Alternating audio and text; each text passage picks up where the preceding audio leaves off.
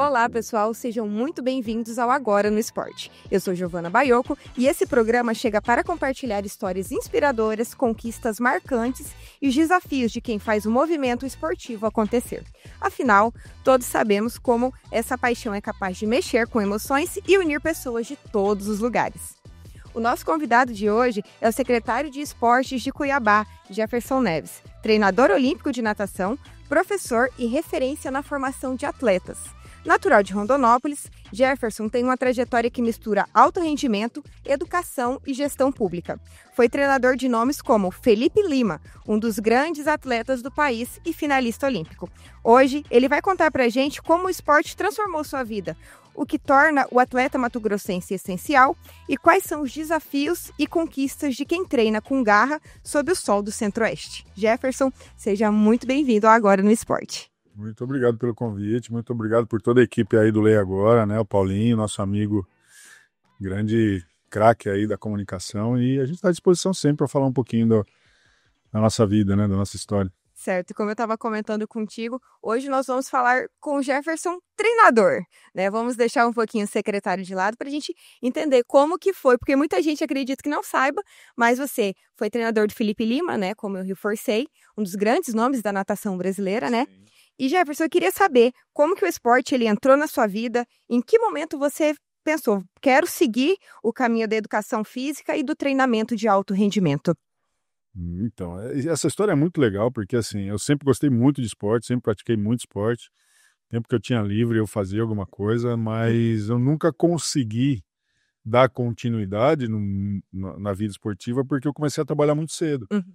Então eu estudava de manhã, trabalhava à tarde e às vezes estendia até um pouco à noite, porque eu trabalhava em farmácia. Sim. E aí eu não tinha tempo para treinar, né? Em um ou outro momento eu conseguia frequentar alguma escolinha de treinamento da escola, participei de um projeto social de karatê, mas não dava para dar continuidade porque os treinos requerem tempo, né? E tempo era um negócio que eu não tinha desde muito cedo. Comecei a trabalhar com 11 anos de idade. E aí eu não consegui. E nessa trajetória toda, quando eu terminei o ensino médio, veio a oportunidade. Falei, não, já que você gosta tanto, vamos fazer isso da sua vida, então Uhum. E aí eu prestei vestibular na Universidade Federal naquele momento, lá em 1997, né, um pouquinho de Uhum. tempo atrás.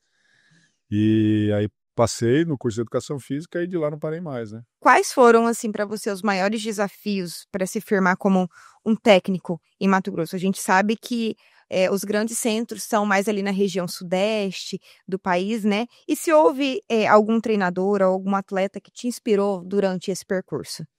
Isso é muito interessante porque, durante muito tempo, nessa trajetória, eu entrei na faculdade, Uhum. aí sei lá, no segundo mês de aula já entrou uma greve daquelas que não acaba nunca lá no FMT, Aham. e aí eu já tinha saído do trabalho para começar a estudar, eu falei: "Eu preciso fazer alguma coisa". Aí comecei a estagiar numa academia de natação. Uhum. E aí começou a minha história com natação nesse período aí, em abril de 2000 e desculpa, de abril de 98, inclusive. E aí comecei a dar treino, né, comecei a trabalhar com as escolinhas de base daquela, né, com a criançada, nataçãozinha de aperfeiçoamento, de iniciação. E aí depois assumi a equipe de treinamento dessa academia. E lá a gente começou a ter alguns resultados, né, alguns resultados inicialmente resultados a nível estadual, depois a nível do Centro-Oeste, Uhum. até que em 2002, mais ou menos, nós tivemos o nosso primeiro atleta medalhista em Campeonato Brasileiro, Uhum. né. Ah, e aí não parou mais. Aí essa equipe só veio crescendo, crescendo. Chegou um momento que a gente tinha uma equipe de revezamento inteira participando dos campeonatos brasileiros, né, na categoria juvenil. Fomos medalhistas em um campeonato com essa equipe, Uhum. fora as medalhas individuais dos atletas também. E nisso, o Felipe, que era o atleta mato-grossense de destaque naquele momento, ainda era da categoria júnior, né, era um atleta promissor, mas ainda era uma promessa, ainda não era um grande atleta ainda do Brasil. Ele já estava desde 2000 fora, morando em São Paulo, e por conta desses resultados e por conta da saudade de casa, ele me perguntou uma vez, numa competição, falou: "Ó, eu estou pensando em voltar para casa. Aqui no Pinheiros tô muito tempo fora de casa". Ele saiu muito cedo, ele saiu de Uhum. casa com 14 para 15 anos. Uhum. E aí eu falei: "Ó, eu consigo te receber lá na equipe. Se você quiser, podemos treinar. O que eu não consigo é te dar um treinamento individualizado. Eu preciso que você consiga treinar junto com o time. A gente já tinha uns 15 atletas aí de nível bom, né, que poderiam ajudar bastante ele em treinamento, e ele topou o desafio. E já nos primeiros 2 meses de treino, ele foi para um campeonato nacional e já conseguiu uma medalha no absoluto. Ele recém-entrado na categoria adulto, né, vinha do júnior e na categoria adulto, e conseguiu uma medalhinha de terceiro no Campeonato Brasileiro Absoluto, que a gente chama de Troféu Brasil, né, naquela época. E aí não parou mais. Aí, com 6 meses de treino, ele foi lá e bateu um recorde sul-americano, ganhou de todo mundo, atropelou todo mundo nos resultados. E nisso a equipe veio crescendo junto com ele. Nós tivemos sempre bastantes resultados interessantes que nos levou até o ápice, né? Que a gente considera no esporte olímpico, que é participar de uma Olimpíada. É mais difícil quando você sai daqui do Mato Grosso? Então, estar no Mato Grosso, se você tem desafios, mas você tem situações que são bastante favoráveis também. Por exemplo, você tem o desafio de não ter, por exemplo, naquele momento, naquela época, um médico especialista em esporte. Você não tinha o desafio de ter um biomecânico, por exemplo, né, que é o cara que estuda o movimento de uma forma mais aprofundada. Sim. Então, isso me obrigava a estudar todas essas áreas para auxiliar e não termos nenhum tipo de problema com relação a isso. Mas você tem a vantagem de não ser mais um no meio da multidão. Por exemplo, né? Aqui, o Brasil recebeu os Jogos Pan-Americanos de 2007 e até então, né, a gente não tinha recebido uma Olimpíada ainda, era a maior competição que o Brasil tinha recebido nos últimos anos. Né, nos últimos 40 anos, se eu não me engano. Então, foi um evento grandioso, o COB fez um trabalho muito grande, porque era uma preparação para a candidatura da Olimpíada de 2016, né, que a gente acabou ganhando. Então, assim, foram jogos de nível de Olimpíada, foram jogos que a imprensa nacional, inclusive, deu um destaque muito grande. E nós éramos o único atleta o único atleta do estado convocado para esses Jogos Pan-Americanos. Então, assim, é um destaque no meio da multidão em relação a isso. Se você estivesse em São Paulo, era mais um de 150 atletas que foram convocados de lá. Então, isso trouxe algumas vantagens para nós. A gente teve apoio da indústria local, né? Tínhamos patrocinadores, mas tem uma desvantagem também, porque todo dia a gente tinha uma entrevista marcada, tinha um repórter que ia lá falar com a gente e tal. Chegou um momento que a gente até teve que viajar para fazer um training camp, né? Ficar um mês fora, treinando por conta desses compromissos todos que tinha que assumir. Não dava para dizer não, porque a gente sempre atendeu muito bem as pessoas e tinha esse problema. Mas, tirando isso, durante muito tempo a gente recebeu muitos convites, né? Inclusive, em 2016, eu recebi um convite para ser treinador de uma equipe no sudeste da Ásia, na Malásia, e passa um monte de coisa na cabeça, né? Fala, pô, você tem mais estrutura, você vai ter todo um apoio do governo local, né? Outra situação. Mas a vontade de desenvolver o nosso povo, de usar todo esse conhecimento, essa bagagem que você adquiriu ao longo desses anos de desenvolvimento para dar visibilidade para o esporte no seu estado, para o esporte na sua cidade, acho que falou um pouquinho mais alto e eu não fui, mas assim como o Felipe também, né, sempre teve a oportunidade de representar e me sempre levou as raízes para tudo quanto é lugar, faz isso valer a pena, né, tudo isso. E como que era o cenário esportivo, assim, do estado quando você começou? E ao que você atribui o avanço recente no esporte e na natação dentro de Mato Grosso? Então, nós tivemos 3 momentos muito importantes. Teve um momento que, quando eu comecei a dar treino mesmo, que era, a gente não precisava de muita estrutura, porque os atletas estavam começando a se desenvolver e as coisas começam a ficar mais caras, mais difíceis, quando eles precisam participar de competições mais longe, né? De maior peso e precisam comprar uns suplementos mais caros. E nesse primeiro momento, a gente não tinha nada disso. Em 2003... entrou um governo, acho que se eu não me engano, Blairo Maggi, e durante o governo Blairo Maggi, o esporte teve uma relevância muito grande no estado. Nós tivemos um secretário que, inclusive, assim, fez um excelente trabalho, ficou 7 anos no governo, e fez um brilhante trabalho naquela época, chama Baiano Filho, construiu as 5 Tocantins, construiu espaços esportivos aí no estado inteiro, e construiu uma política esportiva de apoio, que a gente chama de Projeto Olympus, né, que é o Sim. Bolsa Atleta. Bolsa Atleta. Nesse momento a gente conseguiu ter apoio. Funcionou bem as coisas, eu inclusive era presidente de federação, né, fui presidente da Federação de Natação durante nos anos de 2004 a 2008, e nesse período a gente tinha bastante apoio do Estado e organizava muito bem as coisas. Depois do Blário veio o governador Silval Barbosa. E aí, no Silval Barbosa, a gente já não teve esse apoio tão grande, né? No segundo mandato, no segundo governo dele, foi pior ainda. E aí nós viemos com o governo do Pedro Táxi, que também foi muito ruim para o esporte, assim, o governo todo foi meio conturbado, o esporte não ia ficar de fora disso. Sim.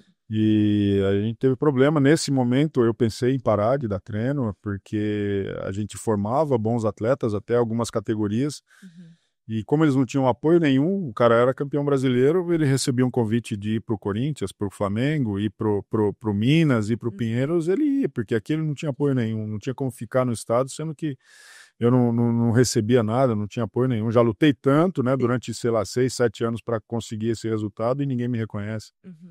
E aí chegou ao ponto que em 2017 eu perdi quase todos os meus atletas, né? Eles foram, né, 2 foram para o Corinthians, 1 para o Flamengo, o outro para o Pinheiros, 1 para o Minas. E aí foi aquele ponto de inflexão. Eu falei, não, ou muda alguma coisa ou não vai, né? E aí a gente torcendo, né, pro governo Pedro Táxi acabar, porque a gente não via um avanço, né?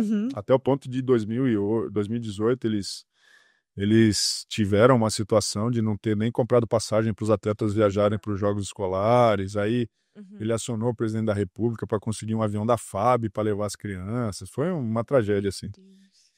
E naquele ponto eu falei, não, eu preciso envolver um pouquinho mais com a política, eu preciso estar mais presente, porque os caras sentam nas salas fechadas e decidem pela gente e as coisas não avançam, né? Sim. E aí trabalhamos bastante, eu e um grupo político que nós tínhamos, para eleger o então governador Mauro Mendes, né, que era uma esperança, por ter feito um bom trabalho na capital, a gente trabalhou bastante para que ele se elegesse, né, e com essa esperança de mudança, a população aprovou e elegeu o Mauro.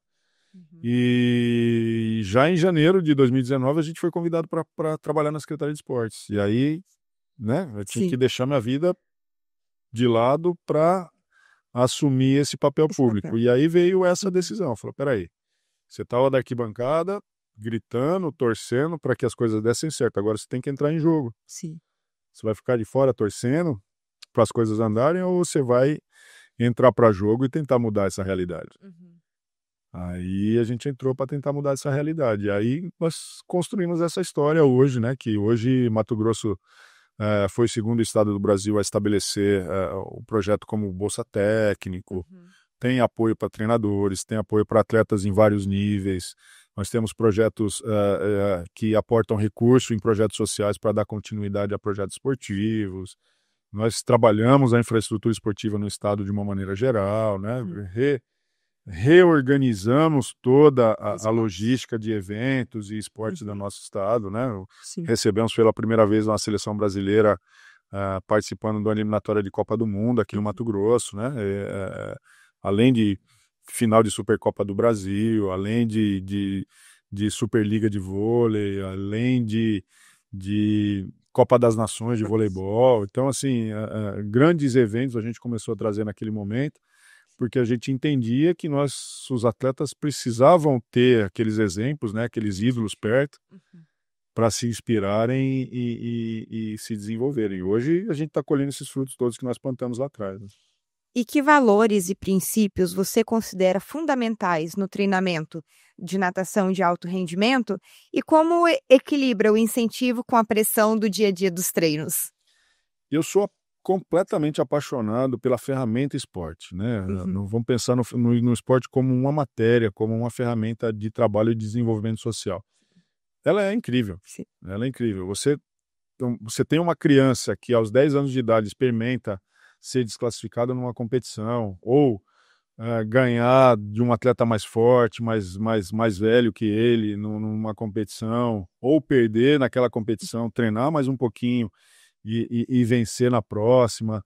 Você é exposto, né? Você expõe aquela criança a um nível de responsabilidade, a um nível de entrega que muitas das vezes adultos de 40, 50 anos de idade não são expostos, né? Então, é uma ferramenta extremamente importante, porque no esporte individual, né? No esporte como a natação, você não consegue colocar a culpa em ninguém. No esporte coletivo, e eu falo muito isso porque eu tenho filhos, né? Sim. E o meu filho do meio, ele joga futsal e joga futebol. E muitas das vezes eu não consigo assistir o jogo e tal, e vou buscar ele no treino ou no jogo e pergunto pra ele, aí como é que foi? Ele falou, pai, eu tava bem pra caramba, mas o menino, o fulano de tal, não fez. Sempre colocando a culpa em alguém. Eu falei, irmão, nós vamos parar com esse futsal hoje, eu vou te colocar no esporte individual, que eu não quero saber mais de desculpa, porque, né?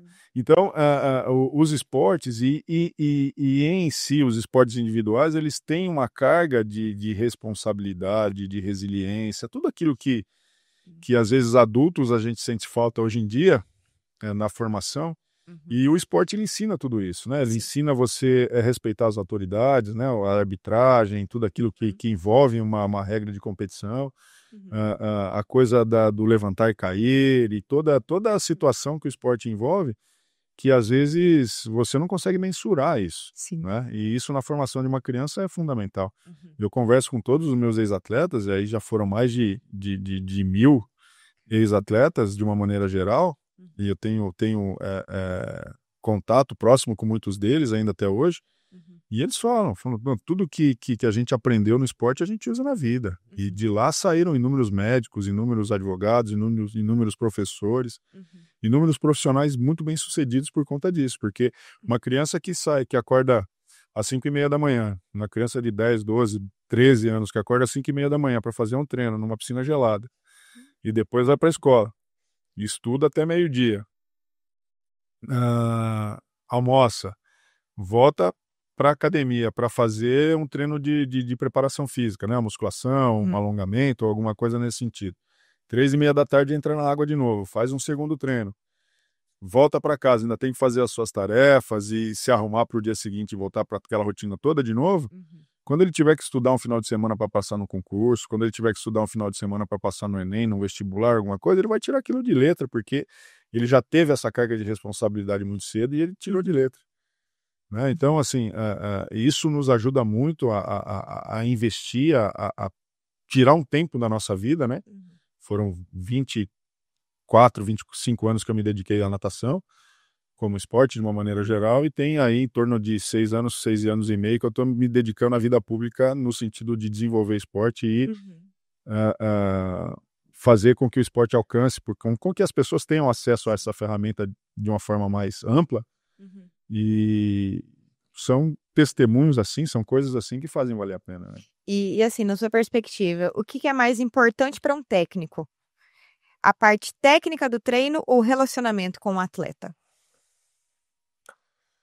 Então, não dá para você dissociar uma coisa da outra, assim. É porque o atleta é movido a resultado. Estava até conversando com um repórter esportivo outro dia, né? A gente estava falando de alguns resultados aqui do Cuiabá e algumas situações, e a gente citava isso, e eu citava isso. O atleta ele precisa se desenvolver dia a dia, ele precisa saber que quando ele sai de casa para fazer um treinamento, ele colheu um resultado daquilo depois de um tempo.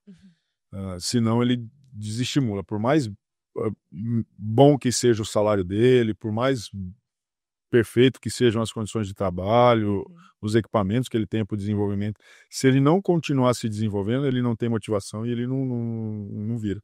Nessa questão do treinador com relacionamento com os atletas, eu nunca fui um exemplo disso, porque eu era sempre muito duro e eu fui aprendendo com o tempo a amolecer um pouco mais o coração, a ter um pouco mais de sensibilidade com relação a isso.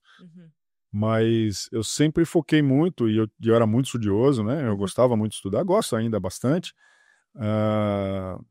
Eu focava muito nessa parte técnica, porque eu entendi muito cedo que os resultados aliviavam um pouco essa pressão que eu fazia neles.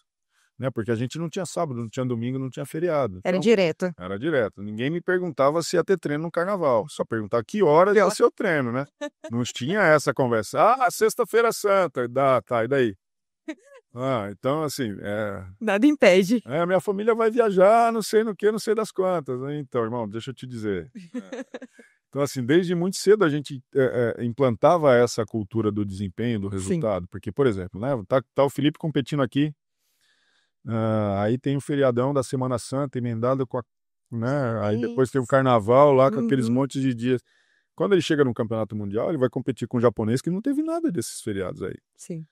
Entendeu? Então, assim, não tem essa situação. Nós vamos Uhum. treinar todos os dias que forem possíveis, né? Vamos respeitar, claro, o limite do corpo, mas a gente tem que aproveitar todas as oportunidades para se desenvolver.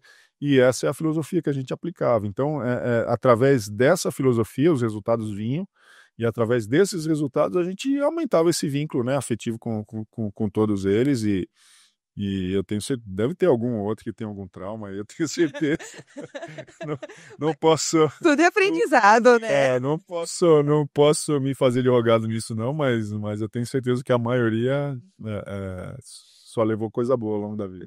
A gente estava até comentando, né, que você integrou parte da seleção olímpica de natação, né? E como foi viver esses momentos importantes do esporte e o que mais te marcou nessa convivência com atletas olímpicos, né? Porque o treinador que saiu da academia aqui de Cuiabá já integrando a uma seleção brasileira de natação, o que mais assim te marcou? Eu sempre usava esses momentos de convocação, de seleção e de formação, né? Quando a gente tinha, né? Eu fui membro também da Comissão Técnica Permanente da Confederação Brasileira de Natação. Então, isso é algo que eu fazia parte de uma mesa de pouquíssimas pessoas. Nós éramos em 4 treinadores só para fazer essa equipe técnica. E a gente determinava, né, o que ia acontecer no calendário e nas ações aí das seleções ao longo daquele ano. Então, era algo muito importante. Eu aproveitava muito esses momentos para aprender, né? Eu falo que nas viagens é onde você mais aprende em relação ao dia a dia de trabalho, a como funcionam as coisas, aquilo que dá certo, aquilo que não dá certo. Em 2008, eu fui convocado a dar uma palestra no Encontro Nacional de Treinadores de Natação. Caramba! Não tinha nem 30 anos na época, eu acho. Tinha 30 anos. E eu cheguei, era no interior de São Paulo, o congresso, né? O maior congresso que a gente tinha de treinadores de natação do país. E eu cheguei em Campinas, aí depois a gente ia para Indaiatuba, acho que se eu não me engano era a cidade. Eu cheguei na cidade, eram umas 9 da noite. Sim. Aí eu desci no hall do hotel para jantar, cheguei lá, tinha alguns treinadores que, assim, eram meus heróis, né? Eram meus ídolos, né? Os caras que eu tinha naquele momento, acho que 8 anos, 9 anos de natação, e o cara já tinha uma vida dedicada, né? Mais de 45 anos dedicado à natação, com 3, 4 Olimpíadas no currículo, e eu ali, né? Vou dar palestra para esses caras, vocês estão de sacanagem, né? Os caras me ensinaram. Pô, eu tenho um monte de livro desse cara aqui, né? Eu vou falar o quê para ele, né? E eu não consegui dormir naquela noite.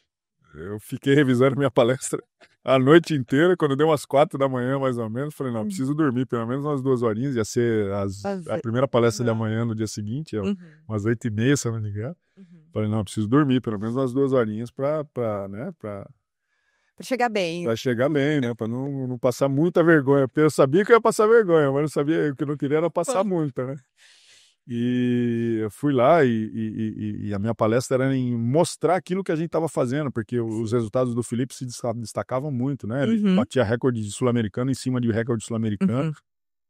E isso despertou muito os treinadores no país para saber o que a gente estava fazendo aqui. E aí essa descrição do que foi feito, de como a gente fazia, de como a gente improvisava, para vocês terem uma noção, para analisar a quantidade de força que o atleta aplica na água, existe um aparelho eletrônico chamado dinamômetro, que é um aparelho que mede força específica. E o dinamômetro mais próximo que eu tinha aqui era na Universidade de São Paulo. Então não dava para eu levar ele lá para fazer os testes, porque eu fazia teste quase toda semana. E aí eu improvisei um dinamômetro com uma balança de pesar peixe.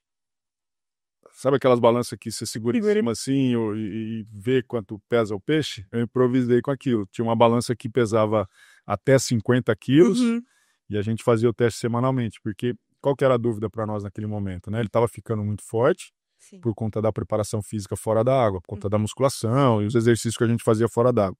Mas a gente não sabia o quanto aquilo estava transferindo de força para dentro da água, porque às vezes o cara fica muito forte aqui fora e não consegue transferir essa força para dentro d'água. E a gente ficava testando isso a todo tempo para falar, ó, agora segura um pouquinho da musculação, vamos só trabalhar na água, pode aumentar a musculação, que tá dando certo e tal. E a gente avaliava. E só que esse dinamômetro que eu improvisei, e aí eu mostrava no slide, né, para todo mundo ver, ele só pesava até 50 quilos. Então o Felipe conseguia aplicar uma força muito grande quando ele nadava com braço e perna completo, ele aplicava acima de 70 quilos, 80 quilos. E aí, algumas vezes, esse negócio quebrou.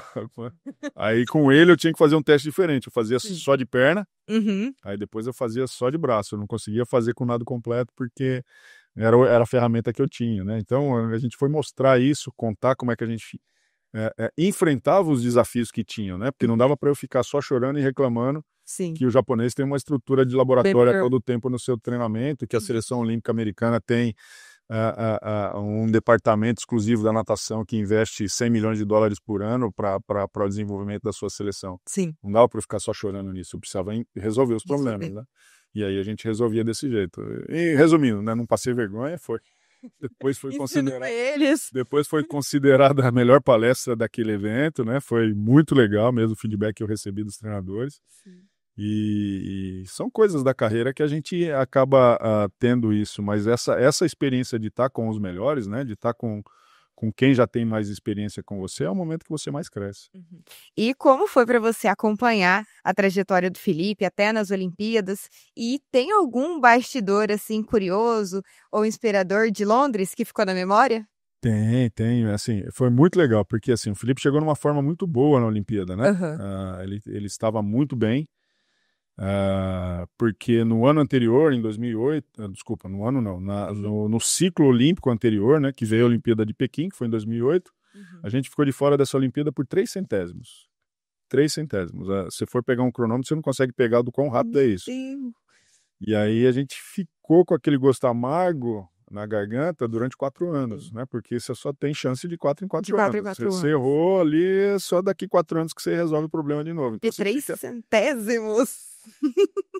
E aí, mas isso foi de uma forma muito bom, porque o Felipe, depois do ano da ressaca olímpica, né? Porque você perdeu a vaga em 2008, em abril de 2008. 2008 inteiro, até mais ou menos agosto, a Confederação Brasileira está focada em preparar a seleção olímpica para a Olimpíada. Então, assim, não tem nada acontecendo na natação naquele momento. Então, quem ficou de fora da Olimpíada ficou de fora, né? Fica lá, só assistindo na TV. Judiação. Dói pra caramba. Dói, né? Muito dolorido isso. E aí, a partir disso, a gente passou esse ano da ressaca, né? Esse ano de 2008, a gente foi criando uma cultura de falar, ó, nada, a não ser que Deus não queira, mas nada que tiver ao nosso alcance nós vamos fazer até chegar na nossa Olimpíada. Nada vai tirar essa vaga, nós vamos chegar superando todos os resultados que forem necessários para conseguir o resultado olímpico. E o Felipe chegou tão bem, assim, tão focado, que quando eu vi ele atrás do bloco de partida para fazer a eliminatória, que já estava valendo como seletivo, eu falei, não perde a vaga mais. Que ele estava com um olhar assim, aquele olhar que se fala, não, o que acontecer aí, o resultado vai acontecer. E ele foi assim para a Olimpíada também, bastante focado, e foi um dos melhores resultados que nós tivemos da nossa seleção naquela época, tirando a medalha do César, que acho que ele ganhou em Londres, foi uma medalha de bronze, se eu não me engano. O Felipe foi o segundo ou terceiro melhor resultado da seleção toda naquele momento. Então, para o currículo de um treinador, como você falou, para o currículo de um treinador do Mato Grosso, com um pouco mais de 12, 13 anos de natação, né? Porque, como a gente falou aqui, tem treinadores que passam se dedicando 40 anos da vida na natação e não conseguiram ir para a Olimpíada, né? Uhum. Porque por uma Olimpíada só vão 5 treinadores a cada 4 anos. Então é um grupo extremamente restrito. Uhum. Então, para um esporte olímpico, é o sonho de qualquer treinador é fazer parte desse grupo, né? Uhum. Então, isso nos fez ter cada vez mais vontade de trazer nessa experiência toda e trazer esse conhecimento do que dá certo lá fora, né? Porque a gente está falando aqui só dos momentos olímpicos, mas tem todo um calendário esportivo entre uma Olimpíada e outra, né? Campeonatos mundiais, Copas do Mundo, várias competições internacionais bastante importantes que a gente vai frequentando o mundo afora e aprendendo o que dá certo, o que dá errado, o que funciona, o que não funciona, já no mundo há já bastante tempo, né? Países como a Austrália, que tem a natação como um dos seus principais esportes, os Estados Unidos também, né? Vocês estiveram em Sydney, né? Sydney, a gente foi para Sydney, a gente já foi para a Rússia, né? Para Moscou, para África do Sul, para China, né? Em várias cidades, para o Bahrein, para vários outros, né? A gente foram mais de 27, 28 países durante esse período, a França, a Inglaterra e muitas outras situações, que você acaba conhecendo pessoas, você acaba conhecendo estruturas, ambientes e situações que fazem, né, com que o desenvolvimento, que você possa trazer aquele conhecimento para cá e fazer uns avanços que se você não trouxer aquilo, demora muito tempo, né? Você teve, né, uma trajetória marcante no esporte. Nos últimos anos, a gente até comentou, né, que veio se dedicando mais ao lado político.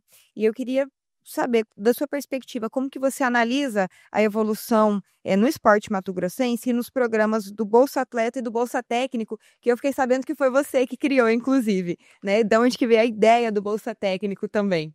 Isso foi uma filosofia de trabalho, Sim. né? Na verdade, assim, quando a gente aceitou o desafio e falou, não, separa um tempo da sua vida, que eu não sabia quanto tempo ia ser, né? Quando o desafio, eu falei, não, eu vou ficar uns 6 meses lá, encaminho as coisas, depois eu volto para cá, né? Porque eu não queria parar de dar aula, que era a minha paixão, e eu não queria também deixar minha equipe, porque eu sabia que se eu parasse, as coisas não iam avançar tanto quanto a gente vinha avançando, né?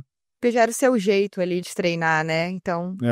Tanto é que até desfez a equipe depois de um tempo, né? E eu fico muito triste por isso, mas era por um bem um pouco maior. E aí, naquele primeiro momento, a gente sempre pede direção para Deus assim, em algumas situações, e ele falou: ó, pega todos os problemas que você teve ao longo da sua carreira, como presidente de federação, como treinador, como membro da Confederação Brasileira, como membro do Conselho Estadual de Esportes, pega todos os problemas que você enxergou, que você viu naquele momento, e junta pessoas para resolver esses problemas. Sim. E aí o que a gente fez? O governador deu autonomia para nós. Naquele momento a gente tinha um secretário, né, que era junto, né, Cultura e Esporte naquele momento, e ele me deu autonomia para a gente montar a equipe. Nós pegamos os melhores, alguns dos melhores, não estou falando só os melhores, mas alguns dos melhores profissionais de educação física que nós tínhamos aí, e montamos esse time para resolver os problemas. Legal. Então, por exemplo, um problema que a gente tinha muito sério era a falta de apoio aos treinadores. Então, o cara trabalha durante a semana inteira, sol a sol, domingo, sábado, feriado, e aí ele vai viajar para uma competição e ele não tem apoio nenhum, né? E muitas vezes não viaja, muitas vezes tem que ficar em alojamento. Falou, não, a gente precisa ter um apoio mínimo financeiro para esse cara, para que quando ele saia de casa, ele pelo menos seja remunerado por alguma coisa. Aí a gente criou o Bolsa Técnico.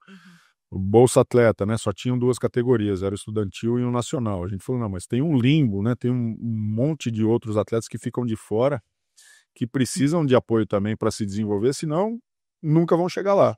E aí a gente criou outras 3 categorias. Então, o Bolsa Atleta hoje no estado, ele atende desde atletas de 9 anos de idade até o nosso atleta olímpico, né? Então, com prêmios olímpicos de até R$100 mil por atleta. Então, assim, a gente criou uma política esportiva que os atletas hoje em dia falam, não, vale a pena ficar no Mato Grosso. A gente parou de perder atleta para os outros estados, inclusive muitos atletas que estavam em outros estados voltaram para cá.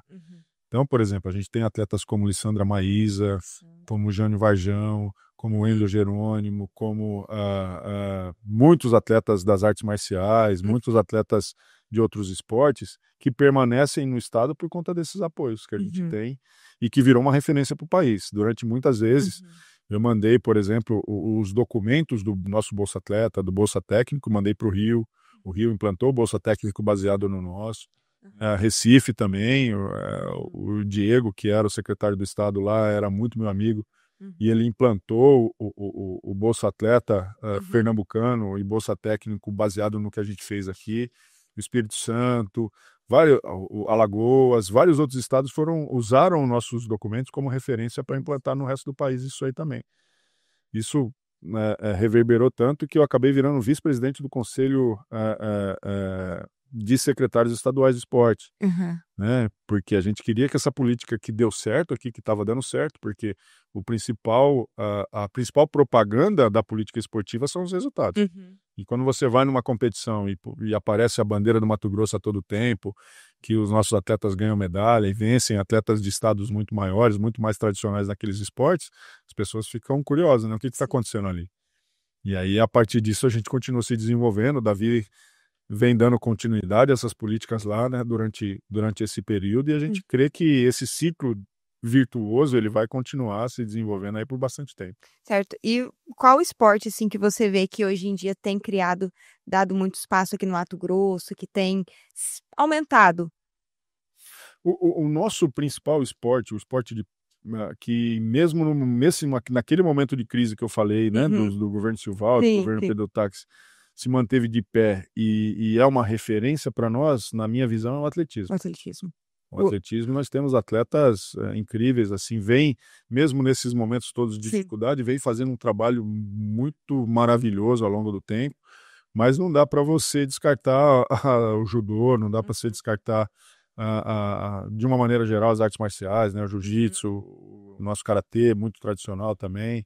O ciclismo tem crescido muito no nosso estado, as corridas de rua de uma maneira geral, né, envolvendo ali com o atletismo. A natação começou a ter um momento de desenvolvimento novamente. Então, assim, são muitas as modalidades e o tiro, nós temos atletas referências a nível nacional e internacional de tiro prático, de tiro olímpico. Então, assim, e o que é mais legal também em relação a tudo isso? Não é só no núcleozinho da capital. Está espalhado pelo estado inteiro, né? Nós temos referências, por exemplo, no atletismo em Barra do Garças, em Peixoto de Azevedo, São José dos Quatro Marcos, nós temos em Rondonópolis, Sorriso, e se espalhou essa cultura, Cáceres, se espalhou essa cultura do esporte em vários cantos do estado, né? Certo. E como você mede o sucesso de um projeto, né, esportivo? Pelas medalhas ou pela transformação que ele gera nas pessoas? Tem coisas que são intangíveis, né? Você não consegue acompanhar o dia a dia de todo mundo, mas conforme vai acontecendo as coisas, a quantidade de crianças que são atendidas, a transformação que acontece naquela localidade, né? Vamos chamar assim, é visível e a gente consegue ficar muito feliz com isso. É claro que, como treinador competitivo, você quer sempre ter os resultados, né? Mas, por exemplo, um projeto que me dá muito orgulho, assim, e vem funcionando ao longo de quase 20 anos, e é muito legal, um projeto lá em Lucas do Rio Verde chamado Nós Podemos Nadar. Esse projeto, ele começou lá atrás com um treinador chamado Janjão, que era um amigo que eu tinha há bastante tempo. E ele teve a ideia, porque lá em Lucas foram as primeiras escolas públicas com piscina que o estado teve e foram construídas lá, né? Na época o governador era Otaviano Pivetta, e ele tinha essa visão, que ele dizia que a escola precisava ser o local mais atrativo da cidade. Precisa ser o lugar mais bonito, precisa ser o lugar onde tem mais coisa legal acontecendo, porque as crianças precisam ter vontade de estar na escola. E lá em 2000, mais ou menos, ele implantou essas escolas, Olavo Bilac, mais uma que já tinha piscina, e era uma revolução para o estado de Mato Grosso naquele momento. E esse projeto começou lá, e ano passado, o secretário de esportes de lá, o Jackson, que é um amigo pessoal que eu tenho também, perguntei para ele quantas crianças tinham nadando, ele falou que entre crianças e adultos, mais de 2.000 1.300 pessoas fazendo natação de forma gratuita.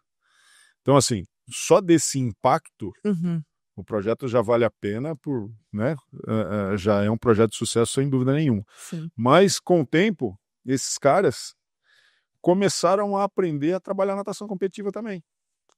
Então, essa equipezinha do Nós Podemos Nadar, que tem uma filosofia de apresentar a natação para as crianças que não podem pagar, começaram a pegar gosto pelo negócio e começaram A competir. a se desenvolver competitivamente também. E, inicialmente, só participavam das competições, né? Não se exigia resultado, não era nada disso.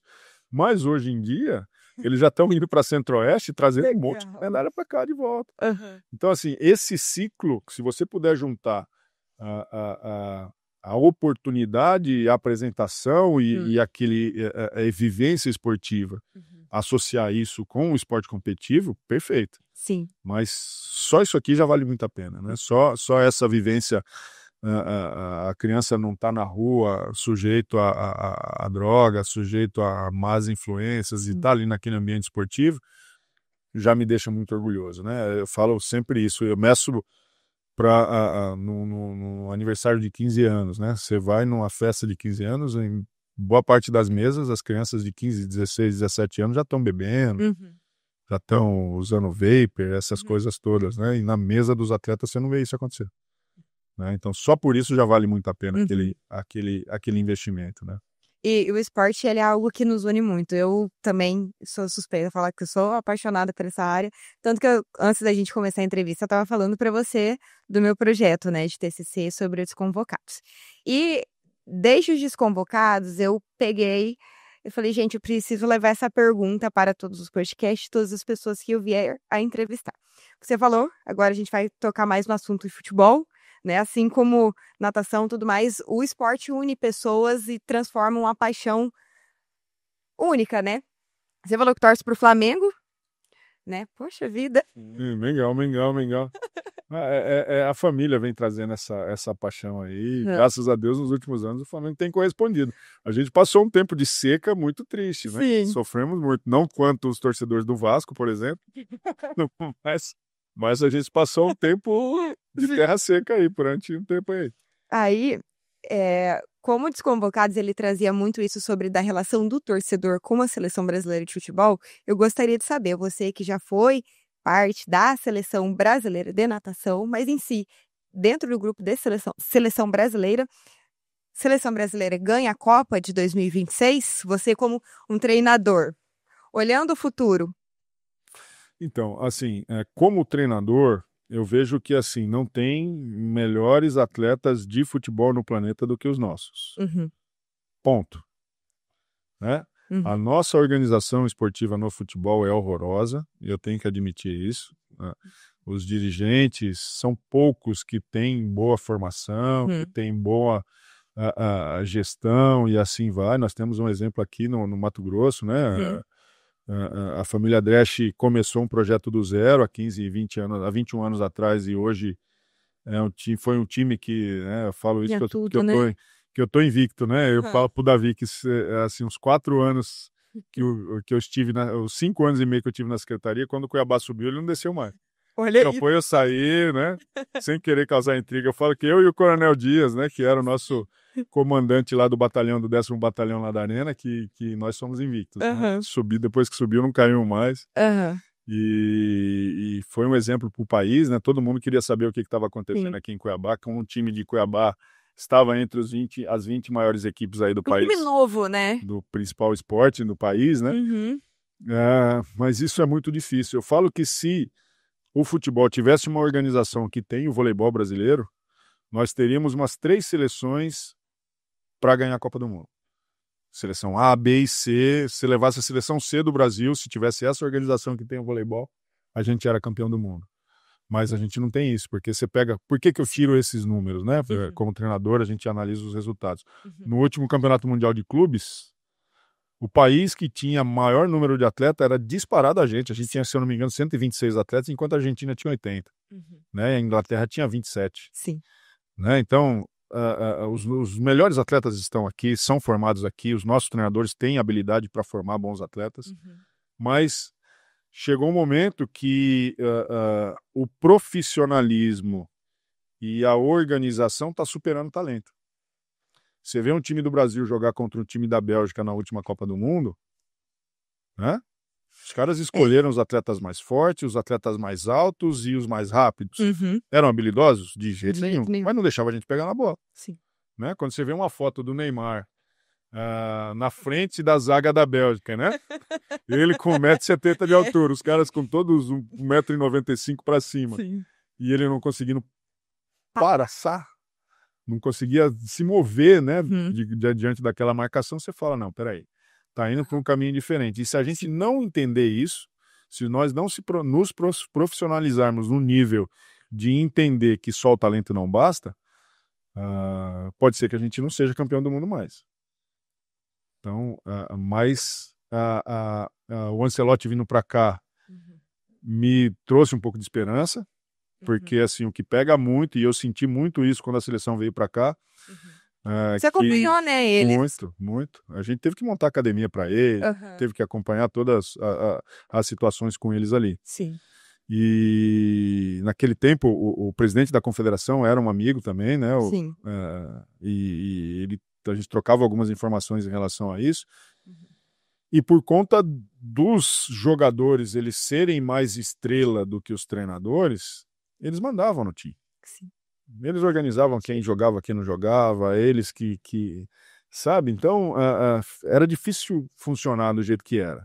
Com o Ancelotti vindo, eu acho que não, que agora ele tem um nome a zelar, ele tem uma carreira que foi construída com muito sucesso aí, então ele não vai deixar ninguém mandar naquilo que ele acredita e tal. Então, eu acho que a gente tem uma esperança.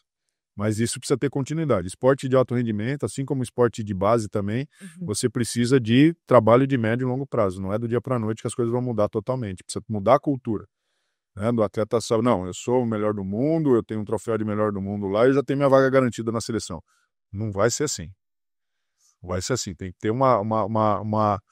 vamos dizer assim, uma força... até política, né, vamos chamar assim, que nem o Parreira teve de não convocar o Romário na Copa de 2002, né, citando isso como exemplo, independente da opinião pública, eu vou levar o melhor time. Independente. Tem que ele ir lá até um bom jogador, igual o Bernardinho faz, até um bom jogador, mas não agrega muito pro grupo, então, infelizmente, ele não tem lugar aqui comigo. Ele vai ser um bom jogador lá no clube dele, lá onde ele consegue mandar, lá onde ele dá as cartas. Aqui comigo não vai ser assim.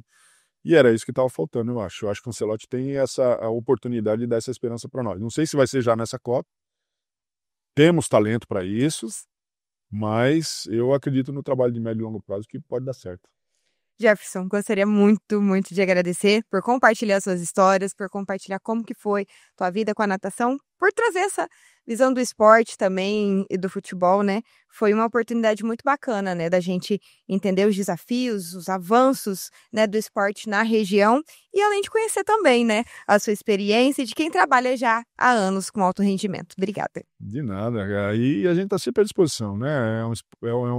Assim, a minha carreira foi baseada nisso, a minha vida nos últimos 25 anos foi baseada no esporte, foi pensando nesse desenvolvimento e em dar essas oportunidades todas, e a gente acredita muito nessa ferramenta e entende a importância dela para a sociedade que a gente vive hoje. Hoje, se nós tivéssemos uma sociedade que levasse o esporte mais a sério, não só como lazer, não só como entretenimento, mas como uma ferramenta de desenvolvimento social aí das nossas crianças e adolescentes, eu tenho certeza que a nossa sociedade estava um pouquinho melhor. Muito obrigada. E a gente espera que histórias, assim como a do Jefferson, consigam inspirar também jovens atletas e técnicos e todos aqueles que acreditam, né, no poder do esporte para construir sonhos e superar limites. E para você que nos acompanhou até agora, esse episódio fica disponível no YouTube e também nas principais plataformas de áudio. Siga Leia Agora nas redes sociais e no site leiagora.com.br para continuar muito bem informado. Até o próximo Agora no Esporte. Tchau, tchau.